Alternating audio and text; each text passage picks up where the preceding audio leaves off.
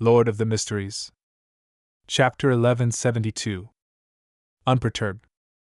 Klein stared at the parchment in front of him for a long time without moving. After a while, he gently tapped the edge of the long model table, causing all the items that he conjured to disappear. He summoned his golden pocket watch and opened it to take a look. He sent a message to Little Sun, informing him to prepare to participate in the tarot gathering.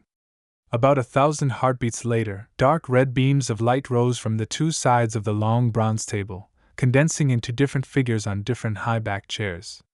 Without any gaps in time, all the members of the tarot club looked at the figure sitting at the very end, who was shrouded in gray fog. Seeing that Mr. Fool wasn't wearing a monocle, Leonard inwardly heaved a sigh of relief.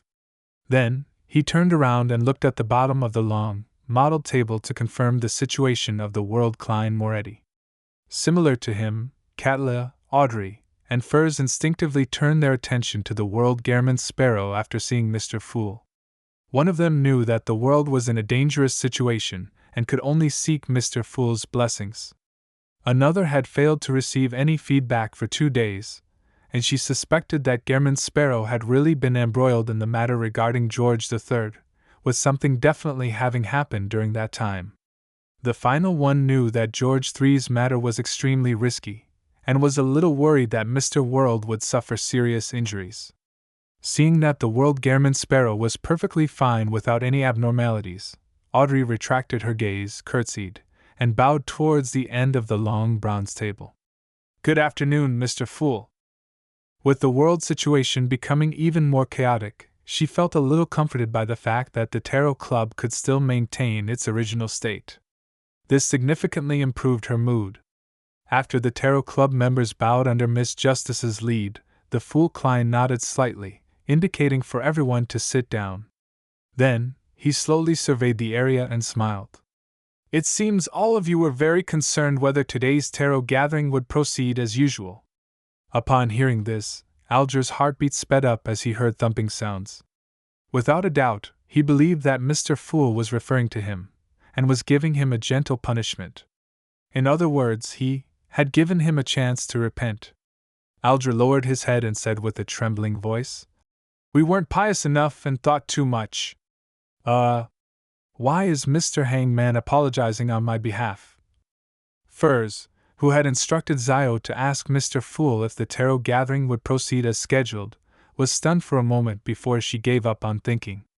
She then turned to the end of the long bronze table and lowered her head. She repeated, "We weren't pious enough and thought too much. So I wasn't the only one who prayed to Mr. Fool over the past few days.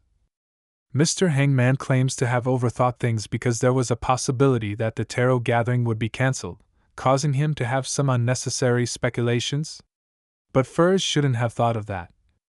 Audrey looked across the table and then to her sides, feeling enlightened. The Fool nodded and looked around again.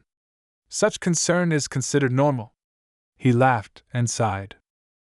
"I've recently used the world's body to play a game with Amon in the Forsaken Land of the Gods. Thankfully, we didn't have to skip this tarot gathering." Everything he said was the truth, but what the others would decipher from this information was definitely far from the actual situation. And this way, even if the news of the world Gehrman Sparrow being equal to the Fool was released, the members of the Tarot Club would only sneer in their hearts that Amon was trying his deceitful tricks again. To have a period of time that the world was equal to the Fool didn't necessarily mean that the world was always equal to the Fool. A portion of the truth was also a lie. Played a game with Amon. Old man's guess was right. Mr. Fool was deliberately using Klein to bait blasphemer Amon. From the looks of it, he had obtained a rather satisfactory outcome, allowing Amon to suffer a terrible loss. Leonard, who had long come up with speculations, felt that this was completely in line with his expectations and didn't doubt Mr. Fool's words at all. Mr. Fool didn't reply for 15 minutes because he was in a critical moment battling Amon? He has already recovered to such a state? Audrey was pleasantly surprised and shocked when she heard that. For some reason, she felt a strong sense of honor.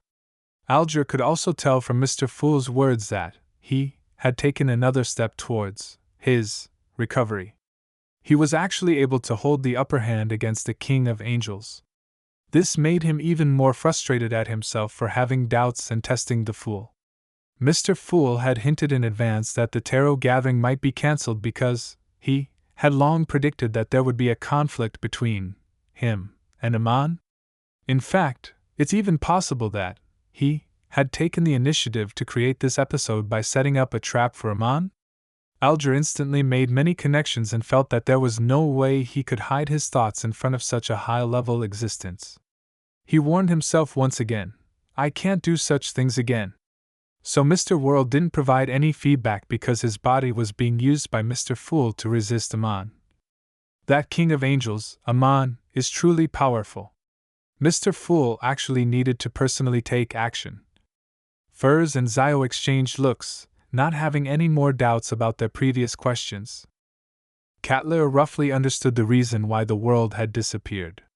She also guessed that the messenger who had the contractual ties with the world likely wasn't able to enter the forsaken land of the gods. At the same time, she was surprised by the appearance of a king of angels appearing on stage in the present times. She felt that this was one of the signs of the apocalypse. Emlyn wasn't aware of what happened recently. He merely looked at everyone with a somewhat blank look. For some baffling reason, he felt that he had been locked behind Cheney's gate for far more than a week or two. Perhaps it had been a month or two, to the point that he felt like he no longer had a grasp over the current situation. Mr. World has come to the forsaken land of the gods. Did Mr. Fool use his body to engage in a battle with that terrifying Aman? Derek was first alarmed before he felt a strong sense of joy. This meant that the City of Silver's next exploration would receive tremendous help. He immediately looked towards the end of the long bronze table, and he blurted out, Honorable Mr. Fool, the chief wishes to receive your blessings for a ritual. Are you agreeable to such a request? Having long learned of this from his prayers, Klein nodded slightly and said, Sure. After receiving his promise, Derek couldn't help but smile. For a moment, he didn't know how to express his gratitude. 2 seconds later, he lowered his head and said loudly, My faith lies only with Mr. Fool. The Fool nodded and turned to look at Ma'am Hermit. He warmly said, What questions do you have this time? The Queen didn't say anything in her letter. Katla was taken aback as she decided to first ask something she wanted to know. After all, she could still ask several questions. She deliberated for 2 seconds before saying, Honorable Mr. Fool, what's the truth behind George III's death? The moment the hermit said that, Justice Audrey and company immediately focused their attention. This was exactly what they wanted to know. Amongst them, the star Leonard had a certain level of understanding over the matter. He was more concerned about the deeper reason behind this incident. And among the members of the Tarot Club, the only one who was more confused about the situation was Emlyn. His mind was filled with thoughts like, What? And what happened? He hadn't even read the newspapers recently, so he didn't know that King George III had been assassinated. As for the son, although he wasn't sure why George III died for no reason, he didn't care at all. The Fool Klein smiled and said calmly, George III wanted to become the Black Emperor. And for this reason, he dug up the Tudor ruins, engaged in human trafficking, and created the Great Smog of Backland. He initiated a war, allowing the Fasak airships to bombard Backland. Unfortunately, he failed at the final ritual, and the secret mausoleum he needed for the ritual was destroyed. He briefly described the entire incident in the calmest tone he could make, doing so without mentioning what he had done. It would be beneath Mr. Fool to explain the situation on his own accord. The Great Smog of Backland. The airship raid. This was all done by George III to become a god. Audrey's eyes widened as she instantly recalled the two things she had experienced before. Suddenly, she understood why the world Gairman Sparrow wanted to stop George III from becoming a god.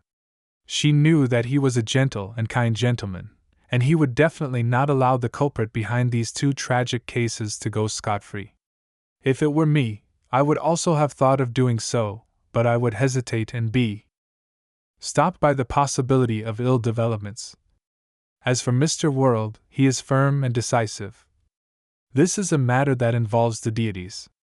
Yes, there should also be the will of Mr. Fool in this matter.